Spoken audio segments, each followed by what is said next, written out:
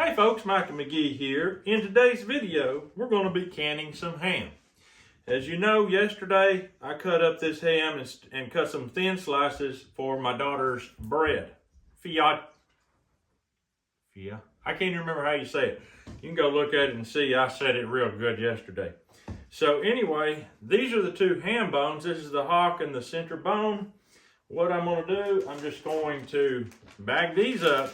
And we'll have these for some pinto beans. They are really good for seasoning pinto beans later. But in this video, what we're going to do, I'm going to be trimming off a lot of this fat. This is a Mangalitsa pig, and you can see the fat ratio is pretty monstrous. So I'm going to trim off some of this fat. I'm going to get this meat cubed up. And we're going to be canning ham today. And ham is one of them things that you can literally eat. I'm telling you, out of the jar, you take it out of the jar, you've got yourself something that can be thrown into anything. You can have it with some beans. You can have it in literally any presentation you want. Let's get with it and get this done. That right there is a piece of fat that's going to be put into sausage. This is smoked and salted, so it is ready to go. Now, when I'm canning ham, I like to have my pieces about like this right here, and I'll show you. Now, obviously you're going to have a lot of odds and ends, and that's fine, but what I'm shooting for is about 1 inch by inch square. That's what I'm going to be shooting for. So I'm going to get all this cut up inch by inch, and we're going to get to canning.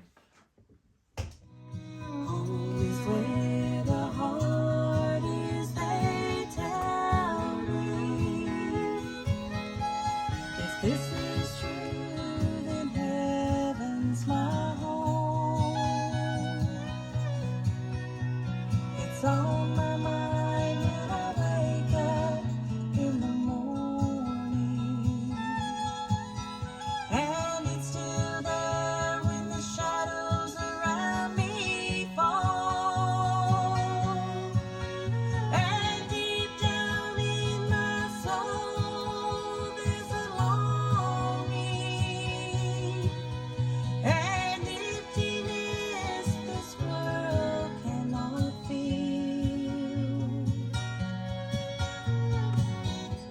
But I'll find peace some sweet morning when I lay my burdens down and go home to heaven where my heart is. When I lay my burdens down and go home to heaven where my heart is. All right, I've got it all cubed up, and I have got it soaking in cold water. As you can see right here, my cubes, it's got to soak in this water for a little while because it is salty to the bone, which would be good if you were going to hang it outside in your smokehouse all winter, half of the spring, maybe into next summer. I've hung one as long as, I think it was 10 months or something like that. You've got to have the salt to it. But in this case right here, we're going to be canning it. Salt's not necessary. You want it salty. Don't get me wrong, you want it salty. That's where a lot of flavor in your ham is. But you don't want it salty enough to gag a dog. That ain't where you want it. So. All right, folks, we have got our meat soaked in water for about probably closer to an hour, hour and a half. It's in great shape, ready for this. I want to say a huge thank you to Dorothy Young for this canning funnel. If you got your hands clean, you don't have to worry about it. Just reach in there and get it. Now, I'm not going to pack this meat in just extremely tight, because I want my water, my sugar water, to be able to get around that meat. So I'm not going to pack it just terribly tight. That's fairly loose. It's also going to also be determined how we end up when we get to the end of our jars. If I have an extra few pieces, I'll push them down into one of these. Now this water is 1 cup of brown sugar for a gallon of water. And And that, my friends, is going to really make a delicious ham here. So as you can see, this meat is a red meat. And this is Mangalitsa pork. It's not a white meat, gray meat type hog. So this one ham is really giving us quite a bit of meat. I wasn't expecting quite this much, simply because it's a Mangalitsa. Mangalitsa hams are mostly fat, but it's really nice. Give me that jar there. I don't know that we'll get it all in it even. All right, that's the crop. We got 6 quarts of ham from the one hindquarter of that pig.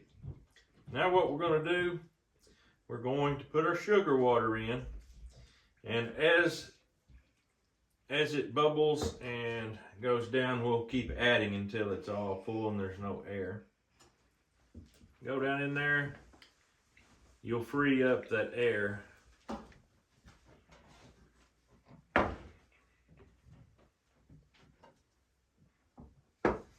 All right, at this point you want to take a nice clean paper towel and completely clean these tops. If these tops have grease on them, salt on them, sugar on them, they ain't gonna seal properly, so you want them very clean. All right, take your lids. I like to use brand spanking new lids. And of course, after you get your lids on, you're going to take your rings and screw them down. I like to screw them pretty tight.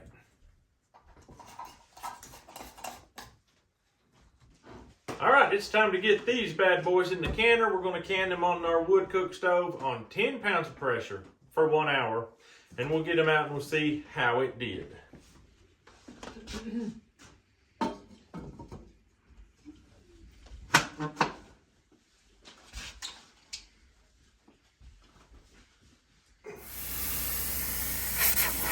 All right, we've got this thing up to heat. The steam is coming out good. You want this thing to be steaming several minutes, and it's really coming out good. So these are called pressure jigglers. We call them jigglers because, well, they jiggle. They've got 10, 15, and 5 pounds pressure. We're going to put it on the 10. That's going to create 10 pounds pressure in here. And as it exceeds 10 pounds, it's going to wiggle and make this jiggle. That's why we call them jigglers.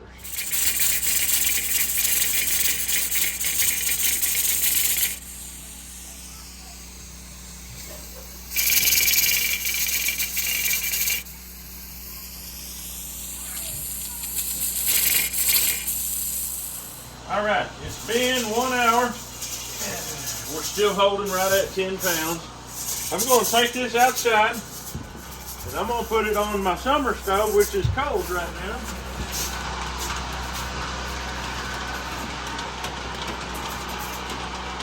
And just to show you that it's cold, look out here. Look at my ducks. Snow just falling down on them out there. That's beautiful. So anyway, we're just going to leave this. I'm just going to let it slowly dissipate. Do not take the jiggler off and just let all that heat escape. It's too much pressure change. It's just going to sit right there.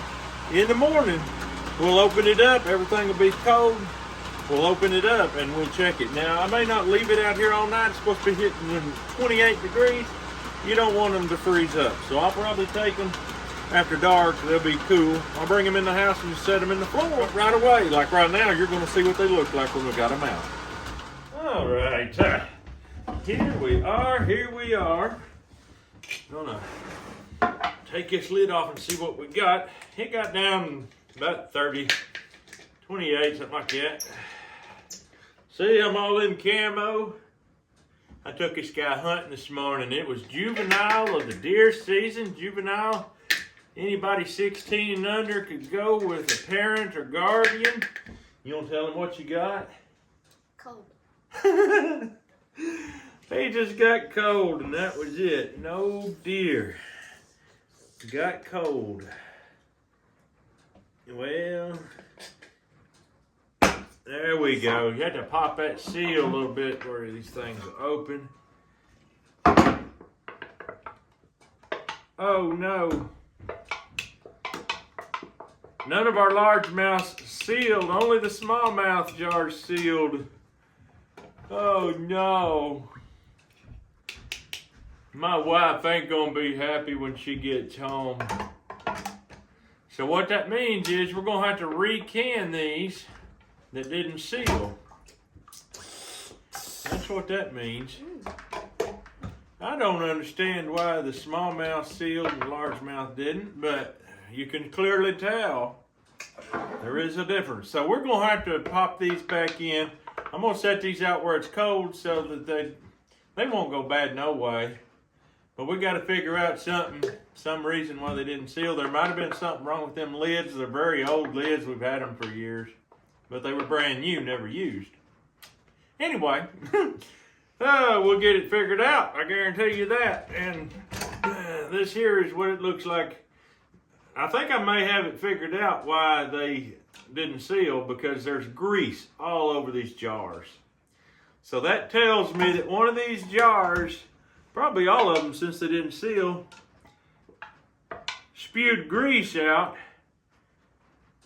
lost a lot of the moisture that was in here, and of course when the grease come out, it ruined the seal. That's what happened, no doubt about it. All right, it is actually lunchtime right now, and my wife and Mary are both gone to town or wherever and said we had to fend for ourselves, which I've got some leftover gravy and some leftover Mangalitsa chops here, but not enough for all of us hungry boys. So the fact that these are not sealed kind of gives me the open door to try them out. And that's what I want to do. So what I'm going to do, I'm going to get a small, I'm going to get this right here. I'm going to get this right here. Scoot that back here a little bit. Caleb is a popcorn cooking machine. That guy knows how to cook popcorn. What I'm going to do, get me a spoon. I'm going to rake these out here. Now, if they all had sealed, I'd be very loath to open one up after going to all the work of getting them canned for a long-term storage and then open one up. But it's not sealed. It's got to be opened up and redone anyway. We're going to see what this tastes like for you. It's not for us, is it, Caleb? It's for you. We are willing to sacrifice for our wonderful viewers. Let's see what it tastes cold. Oh, that's not that. That's this.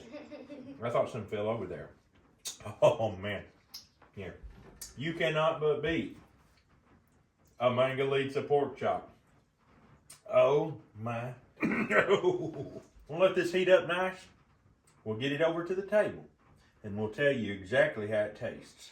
While that meat's heating up, that's going to give us a little bit of time to work on our bridges, ain't it, Caleb?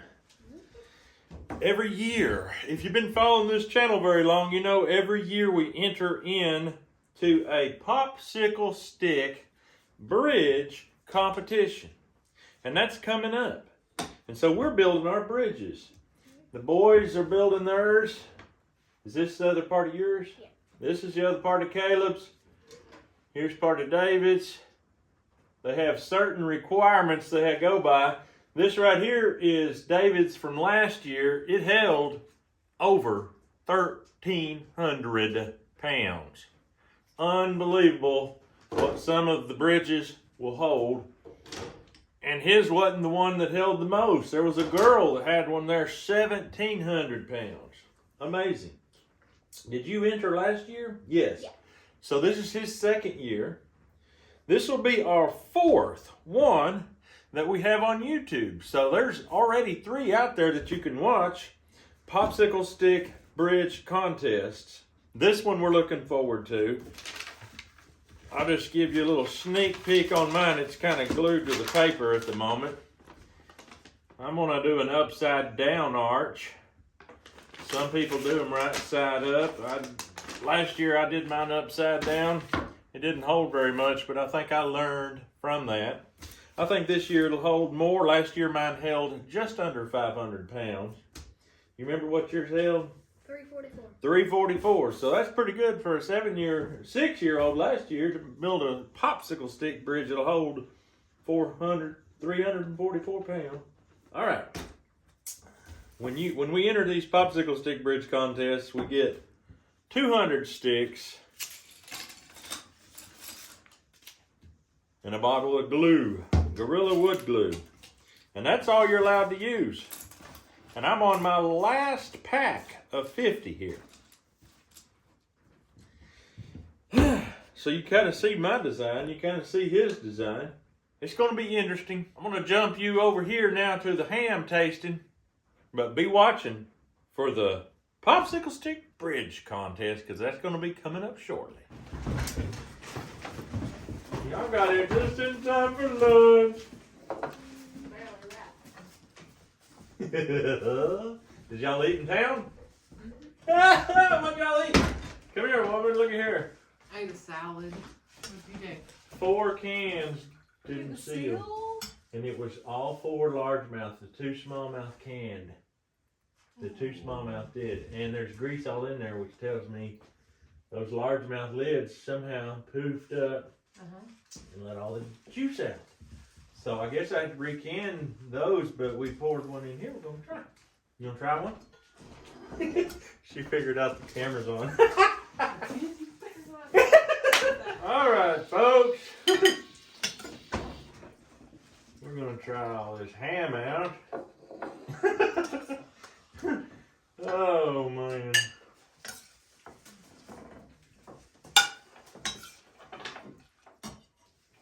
I love gravy on bread. Mom, do you want to try this ham out? See how it is? People were saying on today's video they love seeing you and Mary on the video today, and they said don't be afraid, we're all distant relatives. That's really good. What does it taste like? Does it taste like some kind of meat that came out of the smoker? It tastes like ham, basically. Let's see.